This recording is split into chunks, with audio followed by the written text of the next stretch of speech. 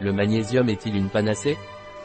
Le magnésium est sans aucun doute l'un des minéraux dont on parle le plus pour ses bienfaits potentiels et l'un des minéraux les plus étudiés. Le magnésium est-il utilisé pour autant de choses qu'il n'y paraît? Consomme-t-on suffisamment de magnésium dans notre alimentation? Autant de questions, mais en même temps, de nombreuses réponses que l'on trouve dans les derniers ouvrages consacrés à ce minéral, si essentiel pour notre santé. Le magnésium dans notre corps. Le magnésium est le quatrième élément le plus abondant dans le corps humain, le calcium étant le premier, le potassium le deuxième et le sodium le troisième. Lorsque nous naissons, nous avons environ 760 mg de magnésium qui augmente à 5 g vers 4 à 5 mois de vie. À l'âge adulte, la quantité corporelle varie encore entre 20 et 28 g et 99% se trouve dans l'espace intracellulaire, principalement stocké dans les os, où avec le calcium et le phosphore, il participe à la constitution du squelette, mais aussi des muscles, tissus mous et organes. Cependant, seulement 1 à 2% sont présents dans le sang et les liquides extracellulaires. Au niveau sérique, des taux inférieurs à 1,7 à 1,8 mg par décilitre sont considérés comme une hypomagnésie et, bien qu'ils ne soient pas un vrai reflet du magnésium intracellulaire, ils sont le reflet indirect que l'organisme n'a pas assez de ce minéral et cela peut avoir des conséquences. La teneur corporelle en magnésium est physiologiquement régulée par 3 mécanismes principaux: absorption intestinale, réabsorption, excrétion rénale et échange des réserves de magnésium du corps dans les os. Dans des conditions normales, les niveaux de magnésium sont régulés par l'absorption et l'excrétion et ce n'est que lorsque cela est strictement nécessaire que notre corps mobilise le magnésium osseux. Ce minéral important est impliqué dans environ 80% des réactions métaboliques et biochimiques que nous connaissons, il n'est donc pas surprenant qu'il ait une telle influence sur notre santé. Certaines fonctions du magnésium sont, par exemple, le développement osseux, la fonction neuromusculaire, la régulation du système cardiovasculaire, le stockage et le transfert d'énergie, le métabolisme du glucose, des graisses et des protéines, la stabilité de l'ADN et de l'ARN et la prolifération cellulaire. Il existe 600 enzymes connues qui ont du magnésium comme cofacteur et 200 autres qui en ont besoin comme activateur. Des données récentes sur l'importance du magnésium dans certaines circonstances. Le magnésium joue un rôle décisif à plusieurs niveaux et est un protecteur important du système cardiovasculaire, il influence le métabolisme myocardique et sa protection, il régule l'homéostasie calcique et la vasodilatation dépendante de l'endothélium. Et, en plus, il agit comme agent antihypertenseur, antiarythmique, anti-inflammatoire et anticoagulant. Dans une revue systématique récente, il a été conclu que le magnésium par voie orale, 240 mg, jour, abaisse en toute sécurité la tension artérielle, en particulier chez les patients hypertendus mal contrôlés avec des médicaments antihypertenseurs.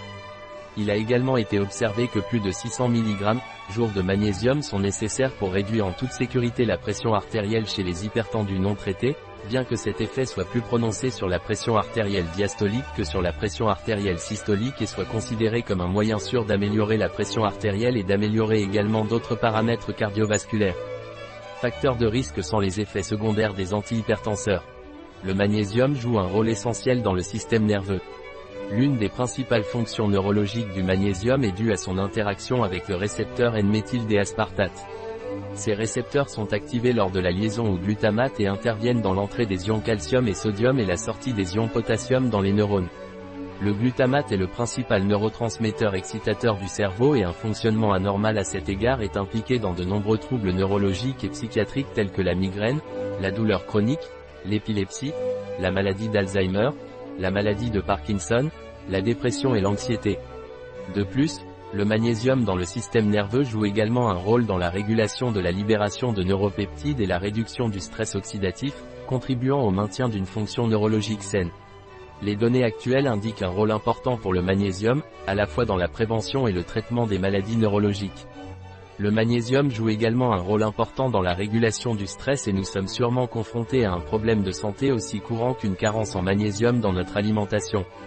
De nombreuses études ont étudié l'interaction du magnésium en tant que médiateur clé de la réponse physiologique au stress et ont montré que le magnésium joue un rôle inhibiteur clé dans la régulation et la neurotransmission de la réponse normale au stress. De plus, il a été observé que les personnes qui souffrent de stress psychologique, ou de symptômes associés, ont de faibles niveaux de ce minéral et qu'une supplémentation d'environ 300 mg de magnésium par jour améliore certains symptômes comme la fatigue, l'irritabilité et le sommeil. Tout cela suggère que le stress pourrait augmenter la perte de magnésium, provoquant une carence, et, à son tour, Une carence en magnésium pourrait nous rendre plus sensibles au stress, ce qui est un cercle vicieux que nous devons éviter. Étant donné le rôle important du magnésium dans tant de processus métaboliques et biochimiques, il existe même des études qui parlent de son potentiel comme aide nutritionnelle chez les patients atteints de Covid-19, en particulier ceux qui sont hypertendus, diabétiques, ont des problèmes rénaux, cardiaques ou autres. Circonstances de santé pouvant compliquer l'évolution de l'infection. Le magnésium dans notre alimentation. Le magnésium se trouve dans de nombreux aliments, mais les noix, les graines, les légumineuses et les légumes sont particulièrement riches en ce minéral, en particulier les choux et les choux verts en raison de leur forte teneur en chlorophylle. Aussi le cacao et les grains entiers sont une bonne source alimentaire. C'est pourquoi la consommation d'aliments d'origine végétale ainsi que l'utilisation régulière de céréales complètes et non raffinées et de pain sont si importantes. Ainsi, une carence en magnésium peut être attribuée, en partie, à une faible consommation de ces aliments dans une population qui n'a pas une alimentation adéquate, mais aussi à une diminution de la teneur de ce minéral dans le sol au cours des 100 dernières années. En fait, déjà dans les années 1930, l'alarme a été soulevée à ce sujet, soulignant la pénurie de magnésium et d'autres minéraux dans certains aliments et aujourd'hui, on estime que les légumes ont entre 80 et 90% moins de magnésium qu'il y a un an. Cette perte de teneur de ce minéral dans les aliments transformés, qui contribue au fait que le régime alimentaire de la population actuelle est pauvre en magnésium. Selon l'étude ANIBES, 80% de la population espagnole consomme moins de 80% de l'apport quotidien recommandé en magnésium, ce qui montre clairement que le problème existe et qu'il est très important.